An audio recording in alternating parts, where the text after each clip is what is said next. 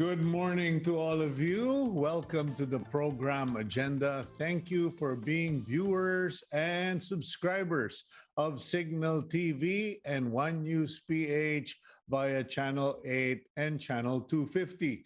You can also watch us via YouTube and also on facebook.com/OneNewsPH. And if you download the Cignal Play app, you can watch us on the go. Today is January 24, 2022. It's a Monday. Thank you to PLDT for their home fiber optic internet, as well as to the team agenda for working over the weekend to get our show continuously on the air. Today, we will be talking to two gentlemen with very interesting subject matters. But before that, let's go to our daily starter. And today's daily starter is not necessarily from the Bible, but it sounds like it came from the Bible. Oh, well, there is a passage in the Bible similar to it. But anyway, it is better to remain silent at the risk of being thought a fool than to talk and remove all doubt of it. Okay, kumbaga, mabuti na yung manahimik ka na lang at sabihin ng taong wala kang alam kaysa sa magbukas ka ng bibig, magsalita ka at biglang maglalaho ang kanilang pagdududa at matutukoy nilang talagang wala kang alam. Now, I don't want to be political here, but the situation supports our daily starter, our lesson. It is better to remain silent at the risk of being thought a fool. It seems that that was the strategy of the Ferdinand Bongbong Marcos Jr. camp, where they decided not to participate in the presidential interviews of GMA7. Alam niyo po, kung minsan yung sabi nga ng mga Chinese businessman, no, less talk, less mistake. So ginawa nung BBM group, less talk na lang tayo para no mistake, which was tactical. However, they were not able to keep themselves from talking. After not appearing in the interview, ay nagsalita pa yung kanilang kampo at nagsabing kanya kami hindi sumali ay kasi yung Jessica Soho, whom one of them referred to as a talk show hostess, ay bias daw. So as a result, marami pong nagalit, maraming nag-take advantage at pinutakte si Bongbong Marcos na ika nga raw nila ay tumakbo sa batikusan. But anyway, I won't go into the politics of that. But there you go. If you choose to be silent, okay, at the risk of being thought a fool, stay silent. Kung hindi ka magsasalita, manahimik ka. Pero huwag bandang huli, hihirit ka, lalo kang babalikan. Ayan po, no? So let that be a lesson to many of our viewers, the young people there. Let's talk, let's mistake. Okay, now let's go to the front page of the Philippine Star. January 24, 2022, Monday. And the front page headline of the Star, Magsayo bags world crown. Okay, marami sa atin medyo mukhang familiar siya pero hindi natin alam na meron palang lumaban na Pilipino. Okay, Filipino Mark Magsayo dethroned World Boxing Council featherweight champion Gary Russell Jr. on Saturday or kahapon linggo morning in Manila with a majority decision to end the longest championship reign in professional boxing. So ayun po, yan po yung pinaka front page headline and photo of the Philippine Star with Magsayo connecting to the face of the reigning champion Gary Russell. In fact, I saw the tail end. Hindi po kasi ako mahilig sa boxing. After the match, Russell had to wear a face mask na ibang klase. Parang damas dun sa pelikula kasi mukhang basag yung ilong niya. Anyway, at the top of the Philippine Star front page, the headers, BOC, Bureau of Customs seizes 150 million peso fake COVID test kits and medicines. Ayan na po ang pinagsasabi ng mga kinaukulan. Be careful of the test kits you buy because you may be buying antigen test kits that look real but apparently fake. And ang masama po nito, nung ni-raid ng customs yung isang warehouse sa San Miguel, Manila, nakita nilang kasama mga fake na mga Louis Vuitton, fake na mga Birkin bags, etc. So be careful. Meanwhile, the Deputy Speaker of the House, Bernadette Herrera, has underscored the need to craft laws that will protect not just the entire banking industry, but also ensure that the hard-earned money of depositors are safe. Okay. Meanwhile, NCR students go on asynchronous learning this week. Parang asymptomatic ano. Tuloy po ang pag-aaral ng mga estudyante sa National Capital Region pero hindi po yan lahat face-to-face. Bibihira na siguro face-to-face. They will simply be given learning activities on online platforms. Okay. And in the lower part of the front page, ayun po, DOLE resumes labor inspections. Pinatigil po kasi Secretary Bebot Bello had sent instructions during the Christmas holidays that no officers of DOLE can do labor inspections or business establishment. But now na wala ng Christmas, tuloy na po ulit ang pag-i-inspect ng mga ng mga commercial establishments, particularly on employee safety, etc. While Congress is back in session today after the COVID break. So meron na silang mga sessions, hearings, etc. And big story for Senator Ping Lacson, Mayor Magalong of Baguio City and the contact tracing czar of the Philippines has vouched for former PNP Chief Lacson and supported his run for President of the Republic. And last but not the least, the Bureau of Immigration warns of job scammers on Facebook. Excuse me. Paalala po, a warning to our viewers and listeners, please do not go to these websites or do not try to get jobs online or palusot. Kasi po, nung Pasko, malungkot pong balita na may kilala ko, tumawag sa akin, asked for help. Apparently, the sister of one of his employees had been raped in Saudi Arabia. And as I suspected, the sister of that rape victim had actually been palusot or was an illegal entry into Saudi Arabia. So no one could protect her. And when the Philippine Embassy and OWA finally got a hold of her and kept her in a safe house, hindi maintindihang dahilan, bigla na lang namatay. We don't know if it was suicide or heart attack, but yun po ang mga nangyayari pag tayo ay lumalabag sa batas, palusot, etc. Okay, so that's the front page of the Philippine Star. The time is 8:10. Let's now go to our first interview kasi po last Friday nagkahulihan. There was a raid in Quezon City by local authorities where they raided 90 kilos worth of spoiled frozen meat. Kumbaga, naaagnas, napapanis na, may mga uod na karne, frozen meat, na nakita doon sa palengke somewhere in Quezon City. And the week before that, nagwala yung mga agri NGOs with the announcement of the Department of Agriculture to import. Ano nga bang isda yung galunggong?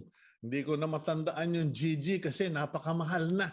Ilan na lang sa atin nakakabili ng GG. Okay, so we decided to invite former congressman and soon to be congressman again, I hope, of the Agricultural Sector Alliance of the Philippines. First nominee, none other than a regular here on agenda, Sir Nic Briones. Nicky Briones. Good morning, Sir Nic. Hi, good morning, Boss Cito, at magandang umaga sa lahat ng iyong mga taga-subaybay. Sir Nic, matanong lang po namin, ano ba ang reaction ninyo dito sa mga nangyayaring to? I understand yung party list group ninyo medyo nagalit, I suppose, nung in-announce yung pag-i-import ng galunggong. Kasi parang, hello, galunggong ini-import.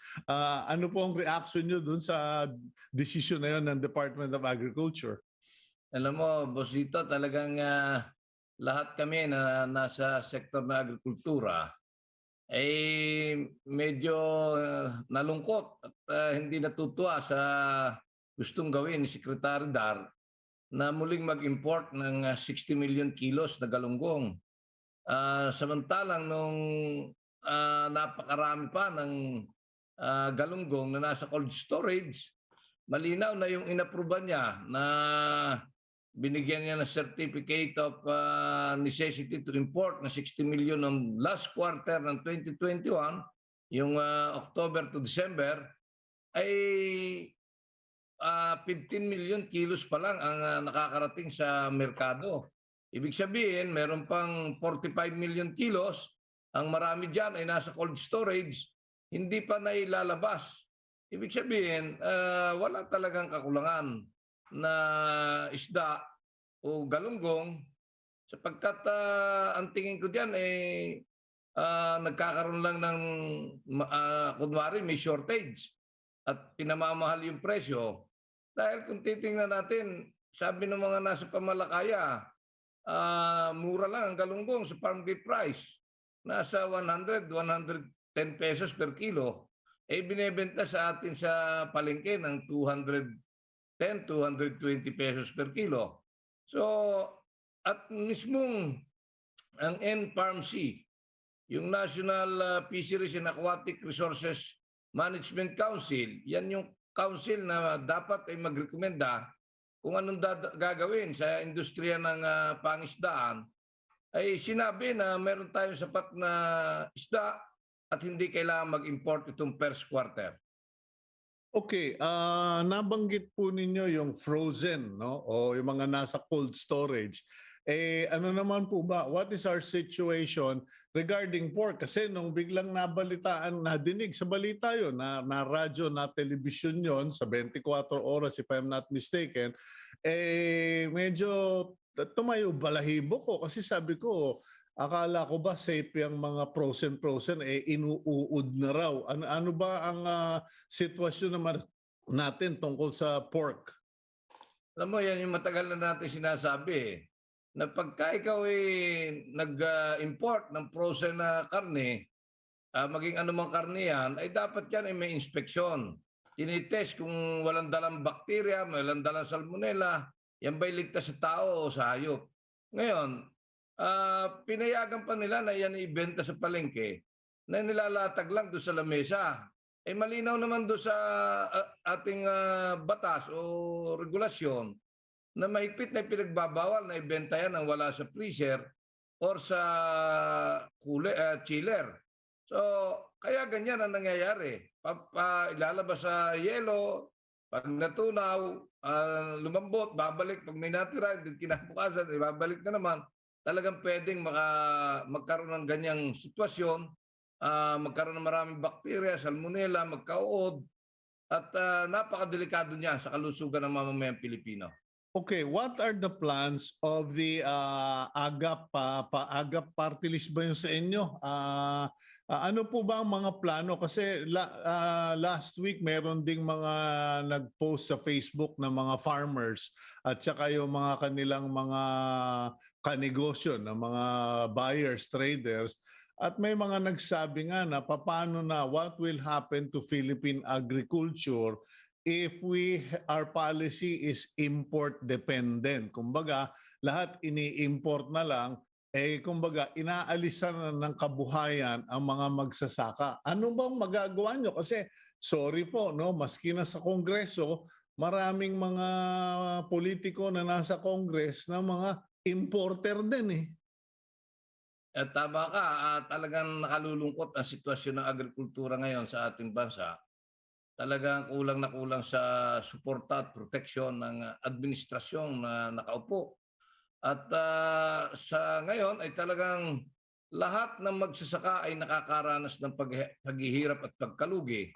Sanhi nga ng maling policy ng mga economic managers ng kaisipan na tayo ay magkaroon ng tinatawag na food security na galing sa mga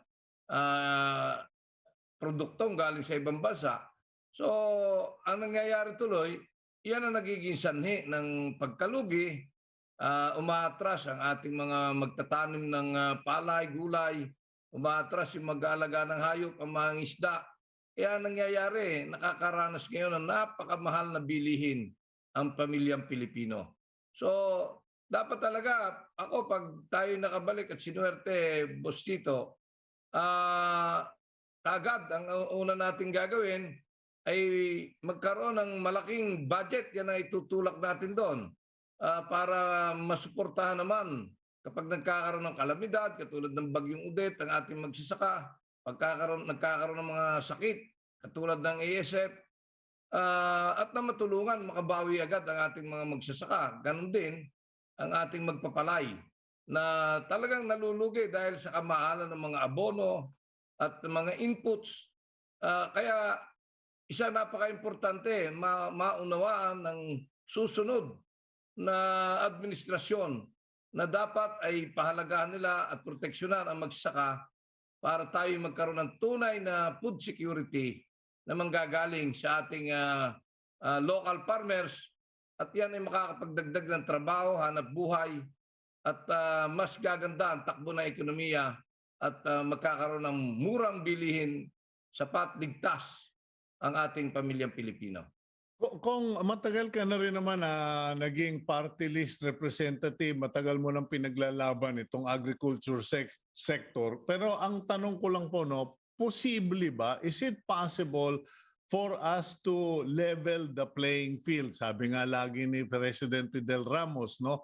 Kumbaga, kasi yung mga nag-i-import na mga negosyante, mga politiko, mga importer, nai-import nila napakababa, napakamura. Their cost is so much lower because these are subsidized by the countries they get it from. They bring it in almost tariff-free, if I'm not mistaken. Pagkatapos, paano lalaban yung ating mga magsasaka na ang mahal ng abono, ang mahal ng patoka, pagkain sa baboy, etc.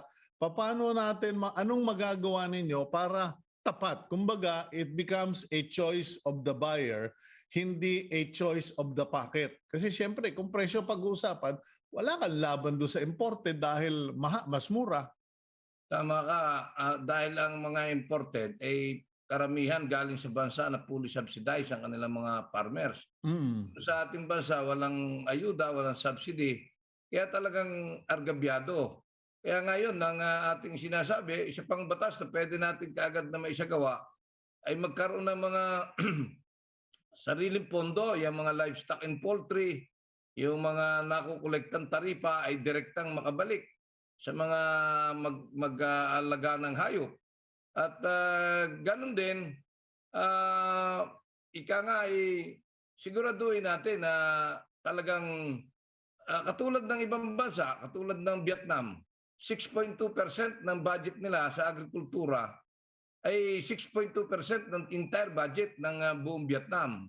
Ang dito sa atin, 1.5% eh. Kaya dapat yan ang may paunawa natin sa ating susunod na administrasyon na kung gusto natin talaga na matulungan ang magsasaka at muling may balik yung sigla at makaranas tayo pagdating ng araw noong talagang ligtas at sapat sa abot kayang presyo, ay dapat talaga tulungan at ponduhan ng malaki ang mga pangangailangan ng ating mga magsasaka.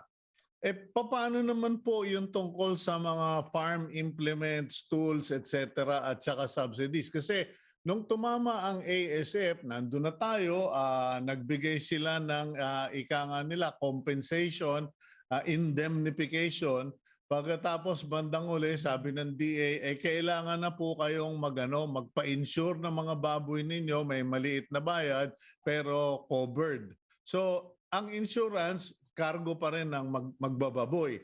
Ngayon, kung kailangan mo ng mga inahin for breeding, lalarga ka ng mga 40,000 kung maayos. But there are no established except for the one dito sa ITCPH. Napakagandang project dyan sa Lipa, Batangas. Yun lang ang alam ko na ika nga ay breeding facility. Nagbebenta pa ng similya.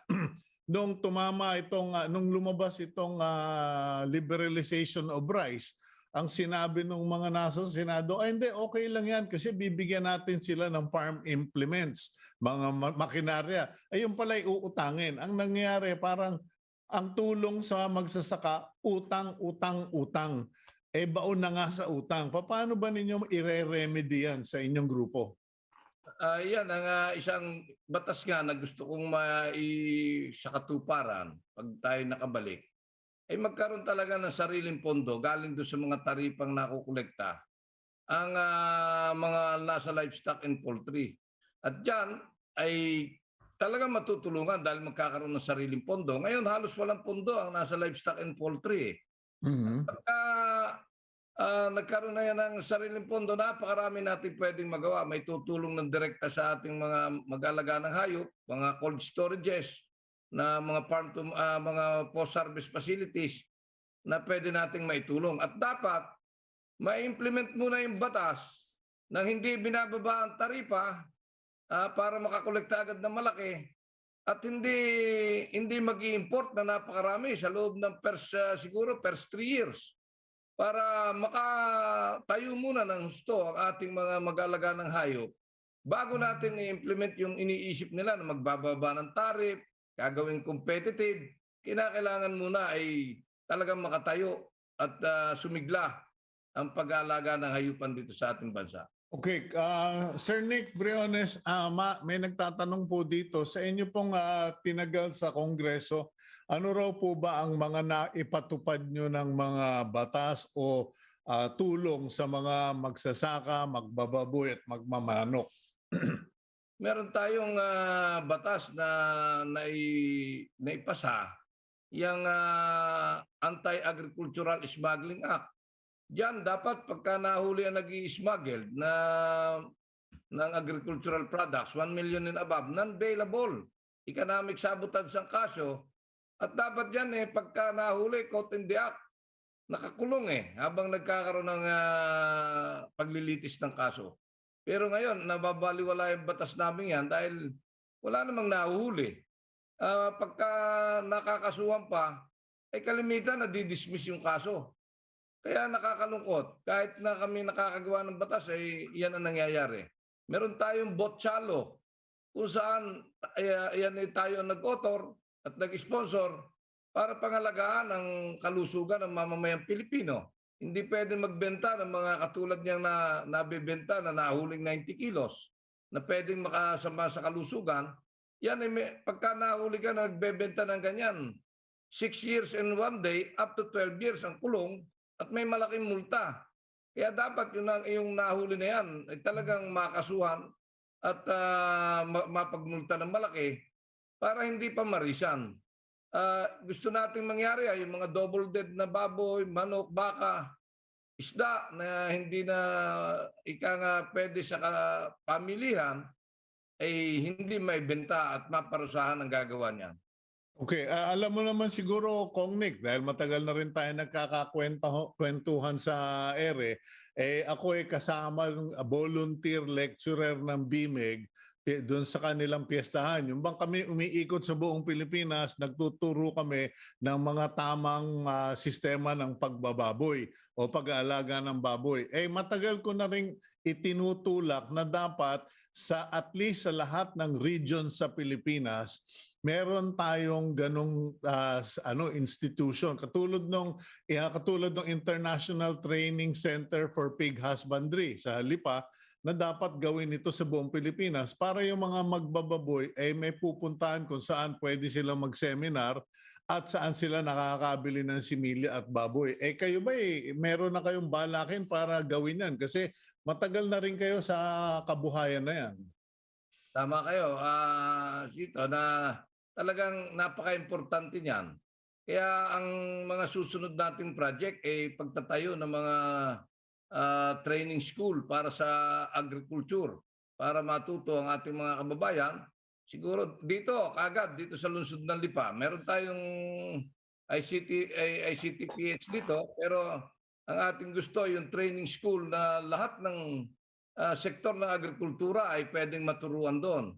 At nang ang ating mga kabataan ay matuto, magtanim, mag-alaga ng hayop, at kung ano ang mga tamang gawin para naman sila ay meron ikang kaalaman bago pumasok sa isang negosyo sa agrikultura. At yan ay gagawin natin sa maraming lugar, Cito. Yan ang isang priority project na ating gagawin pag tayo nakabalik sa Kongreso. Okay, sana naman po magkatotoo kasi balita ko kailangan pa nating mag-import ng mga sisiyo, ng mga tandang at inahin na pang-breeding stock para sa poultry. Kailangan pa natin mag-import ng mga baboy para mapalaganap ang pagbababoy sa Pilipinas.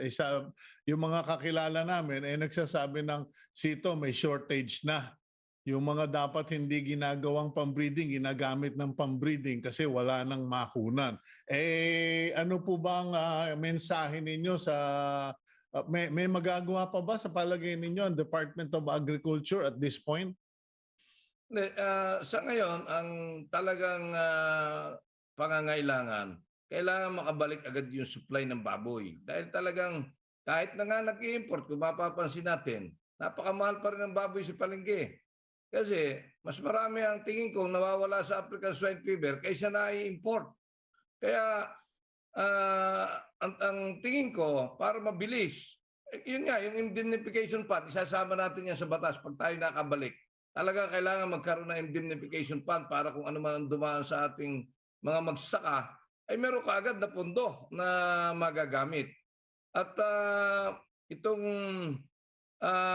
pag-aalaga ng nabanggit mo kanina ng mga inahin na yan ay dapat i-partner na ibebenta, talagang dapat gawin ngayon yan. Dahil kailangan, may necessity ka nga para mabilis na dumami ang ating alagang baboy. Temporarily, yan ang dapat gawin na itulak ng Department of Agriculture. Marami namang napipili. Bagamat yan isa tunay na pag-aalaga, hindi tama.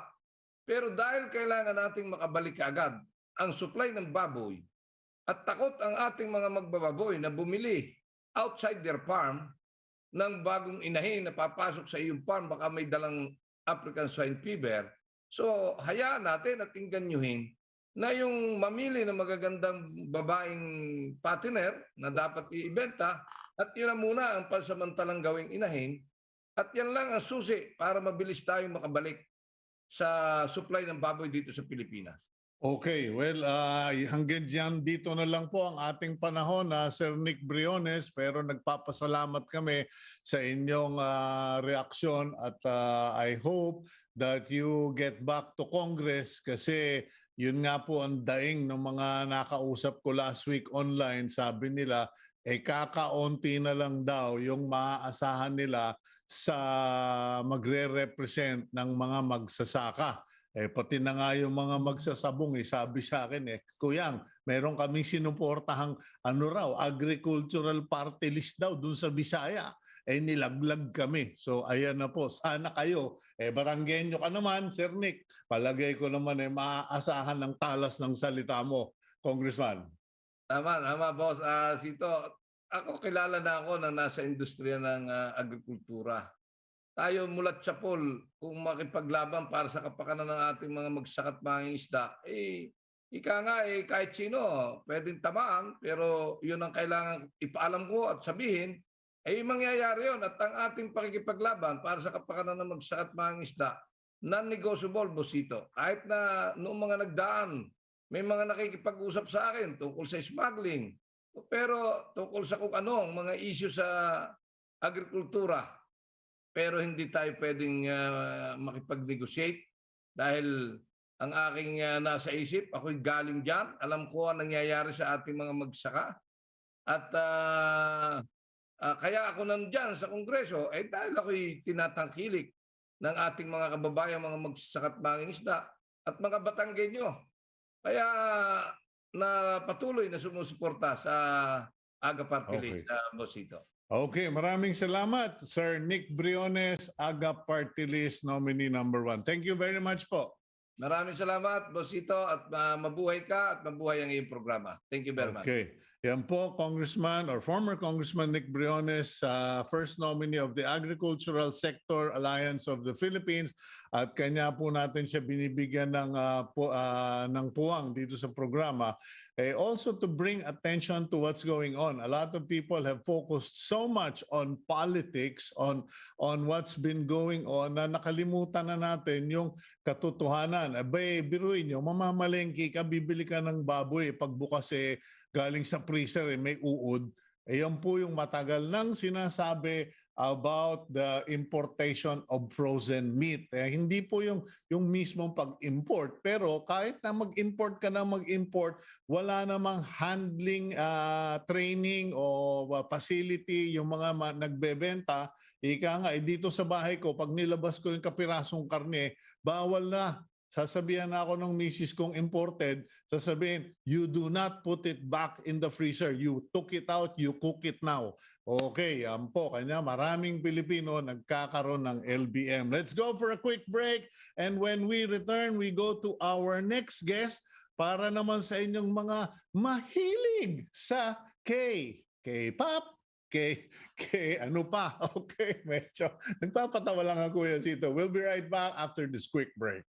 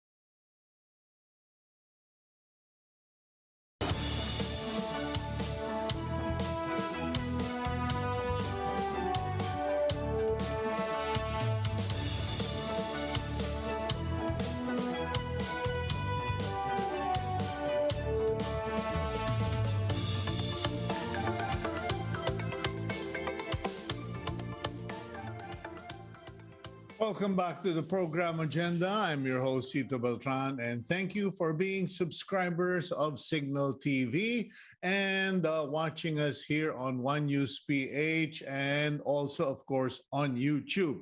Next up, we have a gentleman who worked in retail in his early years, took up a master's degree in business administration, I believe, at Ateneo, and he eventually picked up an idea from Korea.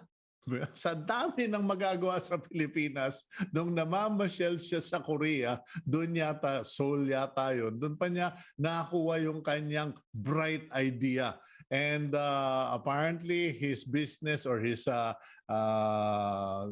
place of business is a favorite among you young people, lalo na yung mga mahilig sa K-pop. But let Darrell do the talking. Darrell, good morning. Good morning, Cito. Thank you for having me here.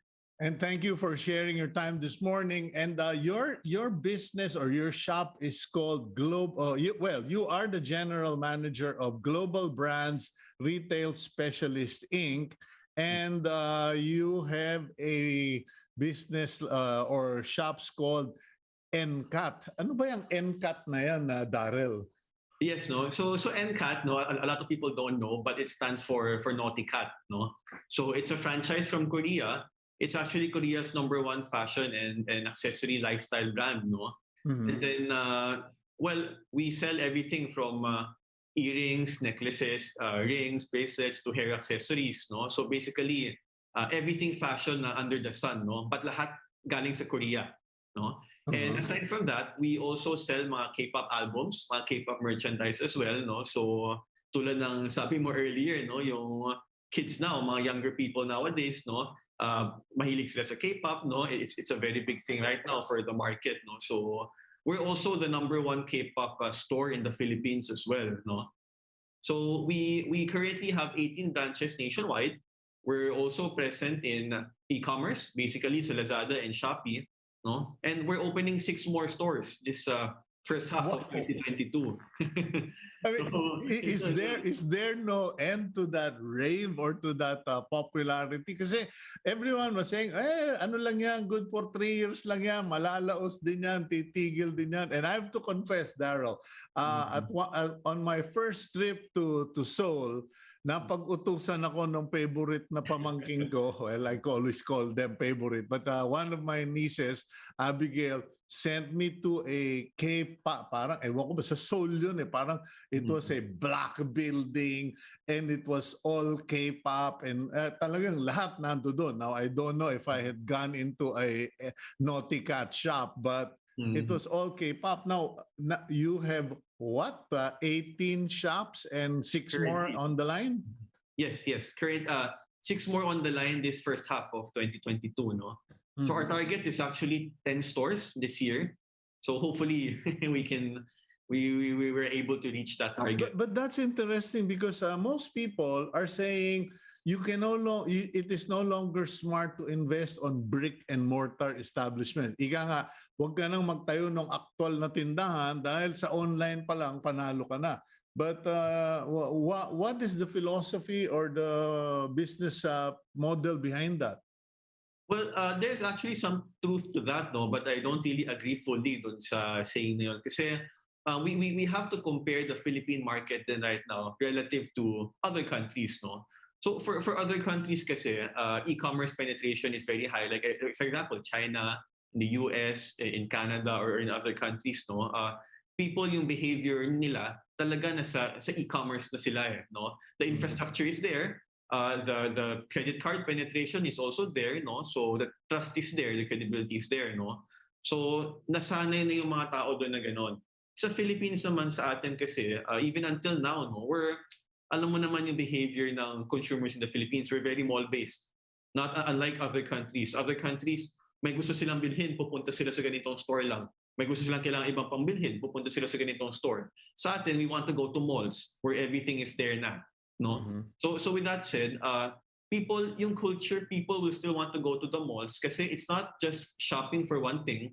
kasama na dun yung bonding with the family, with friends, bibili ako ng ganito, tapos manonood pa ako ng sine, kakain pa ako. Yung ganun behavior, I think, is a more Filipino compared to others, no? And of course, aside from that, to add to that din, yung credit card penetration din and the infrastructure ng e-commerce is not really that established yet, no? Wala pa tayo doon sa level na yun. I think it will take a lot of time pa, years down the line pa, before talaga tayo mag-shift doon. Kasi currently, basing sa trends, no, retail is still very strong eh.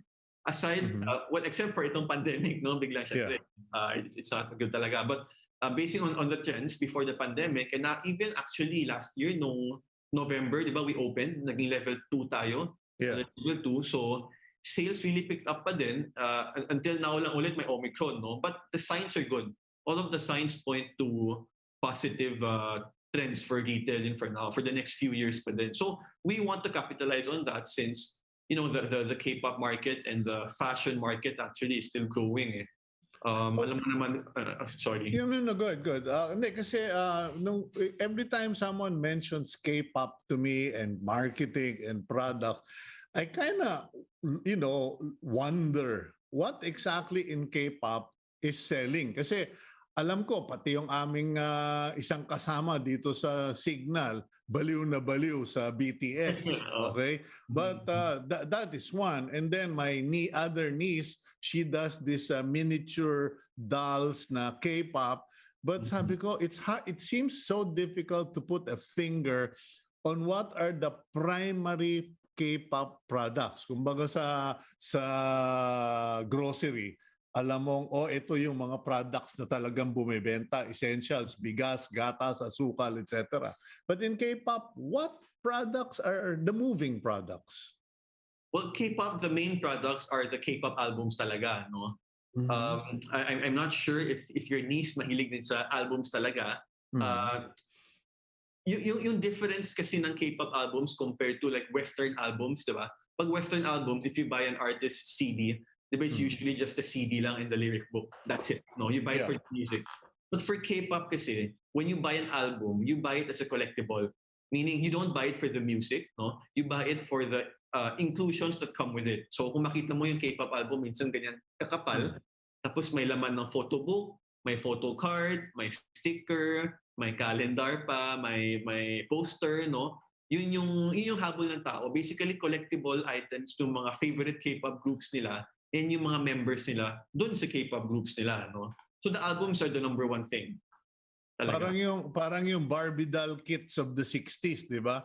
Yung Ken and Barbie na bibilin mo yon, kasama na yung damit, bentahan ka nila ng miniature car, meron pang mga kung ano-ano mga accessories. So now it is the K-pop version where everything it's an entire layout of the artist. But sino ba ang bumebenta ngayon dyan sa mga K-pop groups din? Kasi wala na eh. I can't catch up with them even if I'm a journalist. Well, the most famous talaga pa rin is, I think everyone can attest to this and everyone knows this, is BTS, no? They're I think kahit hindi ka K-pop fan, you'll know BTS. Everyone knows BTS, no?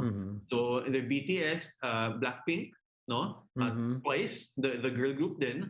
And then there's another rising star called N.CAT, no? It's a 4-member group galing sa same company ni BTS, no? So those are the top groups currently. Then there's N.CT, NCT 127, NCT Dream, and etc. No? Okay, para lang ito doon sa mga thunders at mga mothers and fathers so we can connect with our children or grandchildren. Well, going back to your stores, the N.CAT stores, now, are you a franchise or how did you develop the business? Kasi from what I read up earlier, you traveled to Korea on vacation and you had this inspirational moment na, teka, I can bring this to the Philippines. But you never really stated whether you're a franchise owner or what's the deal?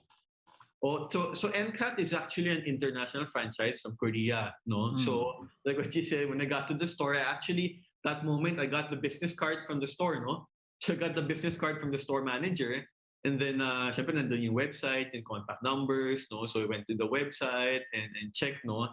And we had the Korean supplier talaga noon. So we asked them if they can contact N.CAT for us, no? To set up negotiations for the franchise, no? And then the rest was history, no? So this was all during 2013. Yeah, but Darrell, I'm kind of wondering, how do you actually make a profit if number one, you're paying, of course, I'm sure you're paying a franchise fee or royalties, and then you're situated in malls, and everyone knows sa mall, meron ka ng rental, meron pa silang share sa sales mo, and then may COVID pa. I have to say, hats off to you, my friend. I mean, matapang ka, but iba yung matapang sa matino. Yeah. So before COVID happened, no, so we were doing really well actually inside malls, no. Of course, yung products kasi natin, we always try to make it affordable pa rin for everyone. We're finding the middle ground na it's not too expensive, but it's not too cheap also na wala tayong margins, no? So our margins are okay naman. Actually, kaya silang i-cover, no? The problem came lang during the pandemic, no? So during the pandemic, sales was really low talaga. I think during the peak noong 2020, no, our sales dropped as much as parang 70%, mga ganon. Wow. No? Bumaba ng ganon. But thankfully, we have mga rental support naman from the malls, no? We have rental concessions, etc. that helped us survive, no? And then people were still buying naman, although pa konti-konti. But the thing talaga sa amin during the pandemic was yung e-commerce. E-commerce really helped us talaga, no? So I think e-commerce, I don't have the exact data now, but nag-increase yung sales namin ng ilang 1,000%, no? So we just concluded yung 2021 na sales, no? Actually, our 2021 sales is actually halos times 3 ng 2020. No, so it really grew because of e-commerce. Talaga yung e-commerce. Kasi one thing din na we realized, no, and we saw sa market during the pandemic, sobrang laki ng ginroon ng K-pop market, the audience. Siguro we're surmising that there are a lot of younger people at home, hindi sila pwedeng lumabas, di ba? So there's really nothing much to do. They have a lot of time, no? So they get to research more K-pop groups, no? Sa YouTube, sa Facebook, sa friends nila, no? So more and more people are actually getting into K-pop. So, yung accessory, natin, yung fashion, of course, bumaba since no one's really going out in. But the K-pop market talagang yun yung take off talaga. And that helped us a lot, no? And gave us a lot of positive outlook entering 2022 as well. Okay, what's your personal take on franchise? Because honestly, no, ako, pag may nagko-consult sa akin, sasabihin ko, I'm not going to touch it with a 10-foot pole. It's bad enough that you have to work, but if you have to work for the franchise owner and you have to work for the mall, medyo wag na. But what convinced you that this was a good idea? Well, first, of course, it's the opportunity talaga, no? So syempre, we're entrepreneurs. So for entrepreneurs, yung number one talaga sa atin is the opportunity available. And if we don't grab that opportunity kaagad, sayang, no? So yung risk is worth the reward, basically, no? Yung sa franchise naman, it depends, no? I think what you're saying pertains more to like local franchising, no? Yeah. But for international franchising, you're not really working for them. It's more of you're working with them as a partner. Parang ganon, no? So you get to make certain decisions and also better for the Philippine market, certain products, merchandise mix, etc. No, so it depends on the negotiation and the partnership. There is a recognition of your input and your expertise. Kasi dito sa Pinas, hindi, amin yung franchise, sumunod ka o ayaw mo, bahala ka. But this is our rules. With the international franchise, they consider the fact, they give value to the fact that you are the local expert, you are from that market, and you know what you're talking about. So which is good. Okay. Now, okay, so maganda yung napasok mo sa local, sa international franchise. It worked out for you. But did you ever have to do a business plan, research, etc.? Kasi sabi mo, you saw the store, you walked into the store, and you contacted. Sabi ko parang, teka, matapang yata masyado itong Darrell na ito. Okay. Did you actually do a business plan? Yes, no. So during, of course, the whole story is not as it's not as easy as that lang, no? That's the short version of the story, no. So okay. Yes, no, during that time, no, it was all in my head. Everything was in my head muna, no. But then, of course, before I actually contacted them, no, I had to do a plan talaga and check the market, no, check the competitors talaga to validate kung tama ba yung nasa isip ko noon. Mamaya, hindi iba, may idea lang tapos we jump into it, no. So how long sorry Darrell, how long did you have to research? Kasi ibang tao research nila isang linggo okay na eh. How long did you have to do your market study and studying the competitors? Actually, it was around a week or two din. Okay. Around a week or two. But kasi bago pa, no, you have to understand, no, before that happened pa, I'm already in the retail market, so I already know din kung ano yung basically I already have knowledge of the landscape, no. It's not really something that's new. So yung 1 week or two na yun, it's more of validating my previous ideas, no. Kasi ever since I was already looking for opportunities na, whether that's in fashion, beauty, skincare, or other opportunities in retail, no. So it came to me earlier, no. So we can say na maybe that instinct was formed easier na because of my past experiences din and past exposure din as a retailer talaga na. So yung learning curve mo, as they say, was not as steep or as difficult because you were already in the industry. You already had how many years? 10 years or 12 years? I think that time was 3 years. 2-3 years, ganun. Okay, you were in the retail industry and then you did your research. So kumbaga hindi ka newbie, so to speak. Now, okay, looking back at everything, what lessons can you teach others who are considering parang, maybe I should look for a franchise, maybe I should go into this business kasi daming mga lumalapit sa akin pero puro duguan, puro sawi, broken, puro sila disappointed. What lessons can you share, Darrell? So I think I want to touch up on yung sa franchising lang, no. It's not always a good idea na to franchise. Of course, there's pros and cons din, diba? Yung pros sa franchising kasi, you already have the branding. You already have yung image ng brand. It's gonna be easier to penetrate the market or wherever location you're planning to put up your franchise store, whether it's a restaurant, a store, etc. No, mas mabilis na kilala siya ng mga tao. And it's a good starting point for people who don't have experience yet kasi matuturuan ka. No? So other people I know, they go into franchising to learn the business, to learn how it works, and then gumagawa sila ng sarili nilang brand after. No? So that's also one of the options. No? But of course, there will be franchise fees, there will be a lot of royalties, fees, etc. No? Na you have to weigh. Not all franchises will be worth it. You have to learn your financials din also, at least yung basic ones, no? So yung next naman, I think I want to share to people is yung don't be afraid to grab opportunities and we have to be fast. Kasi minsan we see an opportunity and then we always wait, diba? We always do we always want to have a perfect research, perfect knowledge, perfect understanding of everything before getting into it. But by the time na dumating yung time na yun, mawawala na yung opportunity na yun. So we have to be decisive as well. We have to act fast then, no? For me, it's better to get moving muna before getting it perfect. Okay, So, what about that's a very good line. Get it moving before you focus on getting it perfect. Now, Darrell, last question. Did you have to borrow money? Is it a good idea to take out a loan if you're going to a business? Yes, I actually had to borrow money from one of our other companies, no? So I had to borrow money. I think 60% of it was borrowed, and then 40% was equity, no? So It depends actually. You really have to do your homework and your study on the financials, no? So it's not a good idea na sobrang laki ng utang.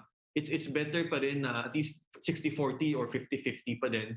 In that case, hindi ka mababaon, you would be able to pay back, no? And your financials have to be strong. Yung concept mo, for example, yung business idea that you have to make sure na it's sustainable, it's scalable, and kaya talagang bayaran yung utang, no? So that is a really good it's a really good lever kasi a lot of people yun yung kulang capital yung kulang. I ask a lot of young entrepreneurs, no, those who want to start out, they always say yung problem walang pera. They cannot raise funds. They don't know where to get the funds from, no? So that is a very good lever if we know how to use it. Wag lang going into debt without really studying about it. There are a lot of people naman ng iba, utang na utang, and then they don't really think about paying back the debts, no? They namangungutang sila, they're going to borrow money, but then they just focus on making the business grow, but not really profiting, not able to pay back the debts. So you have to be able to balance that. Okay, well, you've shared so much this morning, Darrell, and I'm sure this won't be the last time I will be asking you to come on board because people like you and other guys and girls, ladies that we've interviewed seem to be getting the attention of our viewers, and we're happy with that result. Thank you for your time, Darrell, and more power to you. Thank you for having me. Okay, that's Mr. Darrell Sia, General Manager, Global Brands Retail Specialist Inc., and the founder of N.CAT in the Philippines. Okay, let's now move on to our blessings for the week. Medyo mahaba-haba yata yung blessing natin for the week. If I remember, let's go into that. And our blessing for the week, hindi ko na mabasa kasi ibang klase talaga ang lumabas dito sa ating screen. I will, please give me a few minutes because I'm having technical difficulties here. Okay, our blessing for the week. Ay nako, ayan na. Then, free of fault, you will lift up your face, you will stand firm and without fear. You will surely forget your trouble, recalling it only as waters gone by. Life will be brighter than the noonday, and darkness will become like morning. You will be secure because there is hope. You will look about you and take your rest in safety. That blessing was written in the book of Job. Kaya, no? Medyo yun yung aklat ng pagsubok. Okay, so I leave you this blessing for Monday, and that will be our blessing for the week. I'm Cito Beltran, thanking you for joining us this morning here on Agenda. God bless all of you. Please keep it here on One News PH.